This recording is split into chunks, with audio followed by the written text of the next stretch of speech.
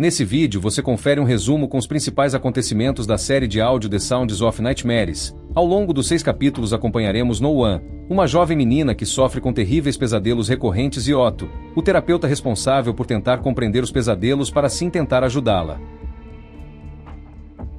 Primeiro capítulo: Os trabalhadores nas paredes. A história começa com Otto registrando observações sobre No-One, uma paciente internada em uma instituição para crianças com distúrbios do sono. Desde o início ele percebe que seus pesadelos são diferentes dos casos normais. Durante a primeira sessão, a garota descreve um sonho em que desperta dentro de uma estrutura gigantesca que se assemelha a um gigantesco mecanismo de relógio misturado a um organismo vivo. Ela caminha por túneis estreitos com paredes pulsantes e corredores que lembram veias ou órgãos.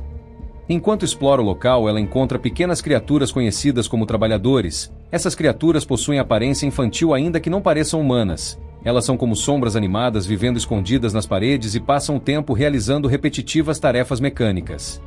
Durante sua fuga desses seres, ela encontra uma oficina macabra administrada por uma assustadora mulher extremamente alta. Ela usa um elegante vestido e seu rosto é deformado de maneira antinatural. Essa criatura desconhecida parece capturar crianças para algum propósito desconhecido. O sonho termina quando a mulher alta percebe a presença dela encarando diretamente. O detalhe que mais chama a atenção de Otto é que ela sente cheiros e sensações físicas reais dentro dos sonhos. Isso faz lembrar das descrições feitas por Cici, a irmã de Otto que desapareceu após relatar experiências similares. Nesse primeiro capítulo temos revelações importantes, como as primeiras evidências de que os sonhos são diferentes de sonhos normais e que esse mundo dos sonhos parece ter regras próprias. Segundo capítulo: Uma penitência na casa de banhos. Os pesadelos continuam mais intensos e agora a garota relata um novo sonho ambientado em um gigantesco balneário em decadência. O lugar está cheio de vapor sendo gerado por uma escura água contaminada.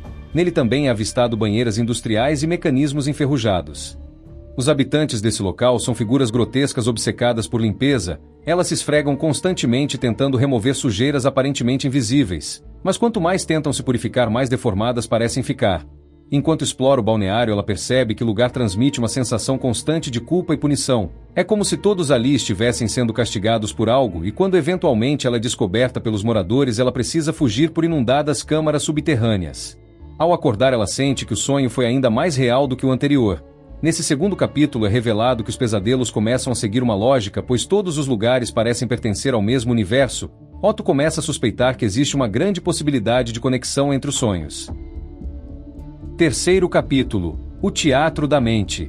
Neste capítulo, Otto decide monitorar sua jovem paciente enquanto ela dorme. Durante a observação, ele presencia algo aparentemente impossível. Por um breve instante, ela parece desaparecer fisicamente. Assustado com o que viu, ele tenta frustradamente encontrar uma explicação racional. Na sessão seguinte, ela conta que esteve em um enorme shopping abandonado. O lugar está vazio, silencioso e iluminado apenas por luzes defeituosas. Ao explorar lojas vazias com corredores intermináveis e escadas rolantes quebradas, ela ouve vozes vindas dos alto-falantes e essas vozes parecem falar diretamente com ela.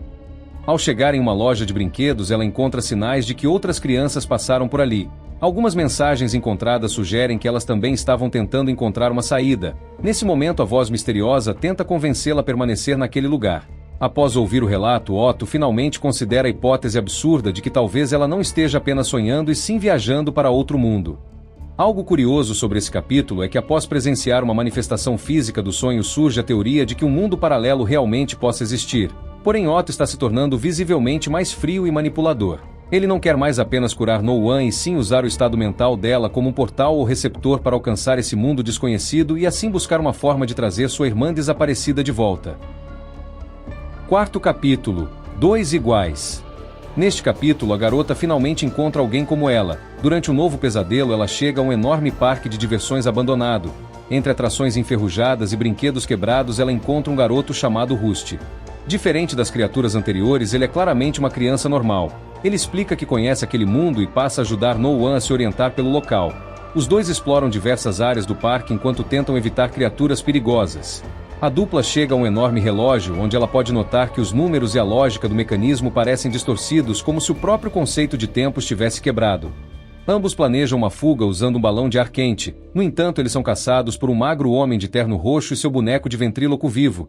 Nessa fuga, ela consegue escapar, mas infelizmente seu novo amigo fica para trás. Quinto capítulo: O Dilúvio do Inevitável. A situação começa a sair do controle quando no mundo real a saúde da garota piora com crises de sono cada vez mais frequentes. Exames médicos revelam que a garota tem um tumor crescendo na amígdala cerebral. Otto decide esconder isso dela para continuar os experimentos, mesmo essa sendo a exata região que controla o medo. Novamente relatando seus sonhos, ela chega a um gigantesco sistema de esgoto subterrâneo.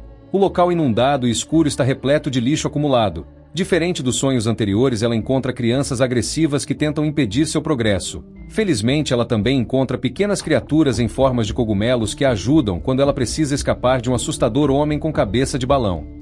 Conforme avança pelos túneis, ela encontra uma figura misteriosa conhecida como Barqueiro. Esse barqueiro parece conhecê-la e age como alguém que guia pessoas entre mundos. Ao final do sonho, uma enorme enchente invade os túneis, fazendo com que a garota seja arrastada pela correnteza e quase se afogue. Após a descoberta desse barqueiro, o terapeuta Otto perde a objetividade, se tornando cada vez mais obcecado pela ideia de alcançar o lugar nenhum. Capítulo final: O caminho solitário. Nessa reta final, a garota realiza sua última viagem ao mundo dos pesadelos. Agora ela se encontra em um teatro macabro cheio de roupas velhas e uma atmosfera pesada de solidão. Entre essas roupas, ela encontra uma capa de chuva amarela pendurada. Nesse ambiente, ela será perseguida por uma magra entidade em forma de manequim conhecida como a Dama Perfeita. Cansada de sofrer no mundo real e no lugar nenhum, ela decide aceitar o pacto do barqueiro. Nesse momento, ele diz a ela que para mergulhar ela precisa ser empurrada, e então ela decide cruzar permanentemente o limiar para o mundo dos pesadelos.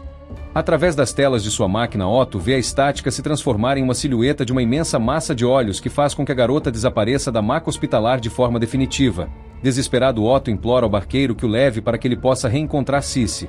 Porém, o barqueiro surge nas sombras e diz a Otto que ele já é velho demais para ser acolhido como uma criança no lugar nenhum.